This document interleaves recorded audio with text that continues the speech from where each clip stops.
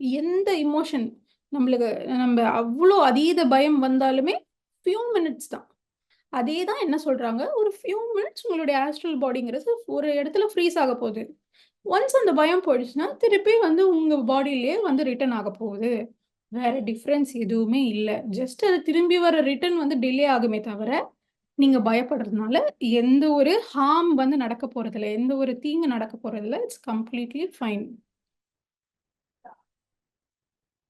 அடுத்ததா நம்ம என்ன புரிஞ்சுக்கணும்னா, நம்ம பூமியில எப்படி ரகரகமான ஜீவிகள் இருக்காங்களோ, எப்படி விலங்குகள் இருக்கு, பறவைகள் இருக்கு, மீன் இருக்கு, நீர்வாழ் ஜீவிகள் இருக்கு. இந்த மாரி நெறைய விஷயம் எப்படி இருக்கோ, அதே போல ஆஸ்ட்ரல் வேர்ல்டுலயும் நெறைய ரகரகமான ஜீவராசிகள் அப்படின்றது இருக்கு.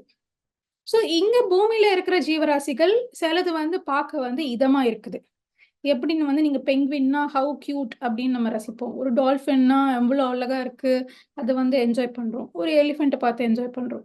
ஆனா அதுவே வந்து நீங்க வந்து ஒரு மில்லிபீடு, ஒரு சென்டிபீடு, ஒரு பாம்பு, இல்லன்னா ஒரு குரோக்கடைலு, இல்லன்னா ஒரு ஸ்பைடரு இதெல்லாம் பார்த்தா என்ன ஆகும்? நமக்கு உள்ளுக்குள்ளே தெரியாம ஒரு அருவருப்பு வருது.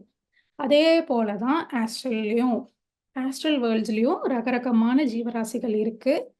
ஒரு பக்கம் இந்த ஃபேரீஸ், ஏஞ்சல்ஸ், நேச்சர் ஸ்பிரிட் இந்த அ இயற்கையோட கனெக்ட் ஆயி ஒர்க் பண்றவங்க, இவங்க எல்லாருமே பிளசன்ட்டான கிரீச்சர்ஸ் எல்லாருமே ஒரு பக்கம் இருந்தாலுமே, இன்னொரு பக்கம் அருவருப்பு தரக்கூடிய, வியர்டா இருக்கக்கூடிய ஜீவராசிகளும் உண்டு.